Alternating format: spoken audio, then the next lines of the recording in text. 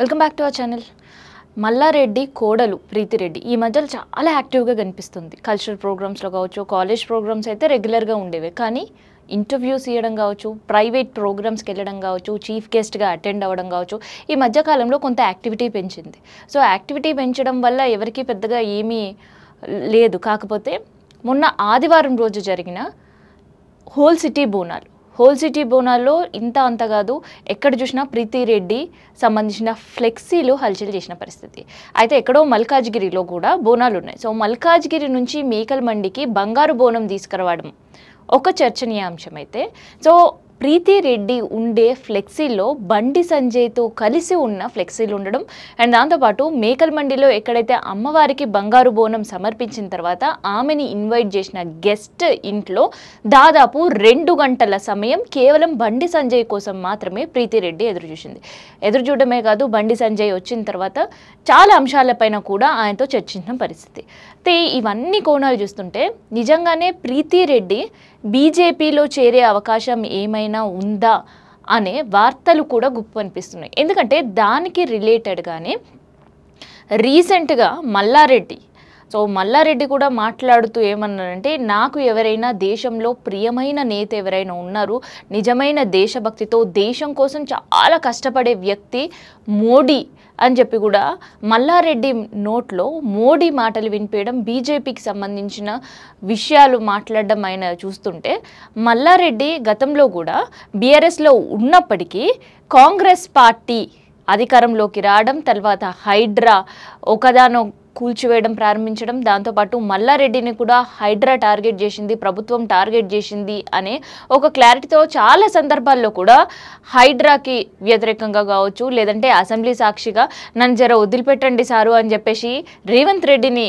మాట్లాడడం కావచ్చు, ఇవన్నీ మనం చూస్తుంటే గతంలో కాంగ్రెస్లో మల్లారెడ్డి చేరాలి అని ఎన్నో ప్రయత్నాలు చేశారు. కానీ అవన్నీ పూర్తిగా విఫలమయ్యాయి.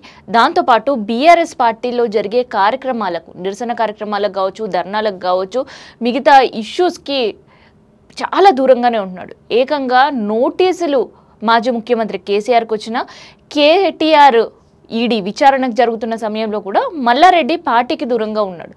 సో ఇటు కాంగ్రెస్కి వెళ్ళడంలో అక్కడ డోర్స్ క్లోజ్. కాంగ్రెస్ పార్టీకి సంబంధించిన వాళ్ళైతే మల్లారెడ్డి పార్టీలోని ప్రవేశం అనేది హైలీ ఇంపాసిబుల్గానే కనిపించింది. అయితే దానికి సంబంధించి మల్లారెడ్డి ఆస్తులు కావచ్చు, లేదంటే హైడ్రాలో ఆయన ఆస్తులు కూల్చివేయడం కావచ్చు, ఇవన్నీ కూడా చూస్తుంటే కాంగ్రెస్లోకి అయితే వెళ్ళే పరిస్థితి లేదు. కాంగ్రెస్కి వెళ్ళడం మల్లారెడ్డి లేకపోయినా కూడా మల్లారెడ్డి కాంగ్రెస్ పైన ఎటువంటి విమర్శలు సంధించని పరిస్థితి. సొంత పార్టీలో ఉండి కాంగ్రెస్ వ్యతిరేకంగా పార్టీ ఏదైనా కార్యక్రమం చేసినా కూడా దానికి కూడా దూరంగా ఉంటున్నాడు. ఇంకా విషయం ఏంటంటే, మల్కాజ్గిరిలో కవిత వెళ్ళినప్పుడు కూడా కవితతో సన్నిహితంగా వ్యవహరిస్తున్నాడు మల్లారెడ్డి. అంటే పార్టీకి కాస్త వ్యతిరేకంగానే బిహేవ్ చేస్తున్న బిహేవియర్ మల్లారెడ్డిలో చూస్తున్నాం. ఇంకోవైపు బీజేపీకి బీఆర్ఎస్కి ఉప్పు నిప్పులా ఉండే పరిస్థితి.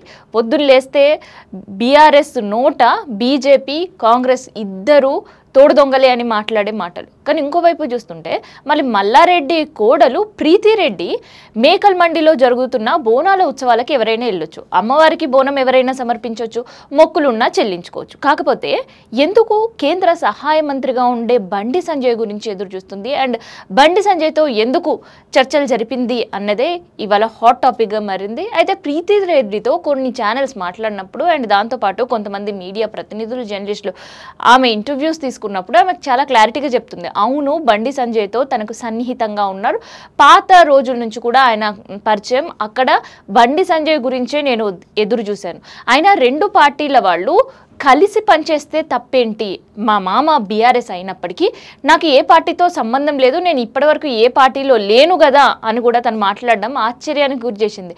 అంటే ఇంట్లో ఒక ఫ్యామిలీ మెంబర్ బీఆర్ఎస్కి సపోర్ట్, అండ్ దాంతోపాటు బీఆర్ఎస్ పార్టీగా ఉండి మాజీ ఎమ్మెల్యేగా ఉంటే పార్టీ మెంబర్స్ ఆ పార్టీకి సపోర్ట్ చేయొద్దా, లేదంటే ఆ పార్టీ చెందిన వాళ్ళు కాదా అంటే కానే కాదని చెప్పే పరిస్థితి ఉంది ప్రీతిరెడ్డిది. ఎందుకంటే మల్లారెడ్డి ఇప్పటికీ స్టిల్ బీఆర్ఎస్లో కొనసాగుతూనే ఉన్నాడు, కానీ ప్రీతిరెడ్డి మాత్రం నేను బీఆర్ఎస్ మనిషిని కాదు అని క్లారిటీగా చెప్తుంది. ఇంకొక వైపు ఏం చెప్తుందంటే, అవును మా మామ బీఆర్ఎస్లో ఉన్నా నేను బీజేపీలో నుంచి ఇండైరెక్ట్గా నేను బీజేపీలో జాయిన్ అయినా 2 పార్టీలు కలిసి ప్రజాసేవ చేస్తే తప్పేంటి అనే ప్రశ్నలు కూడా సంధిస్తుంది. సో ఇదంతా చూస్తుంటే త్వరలోనే మల్లారెడ్డి కుటుంబం బీజేపీ కండువా కప్పుకునే అవకాశాలు ఉన్నాయని కూడా కనిపిస్తున్నాయి. ఎందుకంటే నా కుటుంబం నుంచి ఈసారి ఎన్నికల్లో 3 పోటీ బరిలో ఉండబోతున్నారని ఏకంగా మల్లారెడ్డి చెప్పిన పరిస్థితి.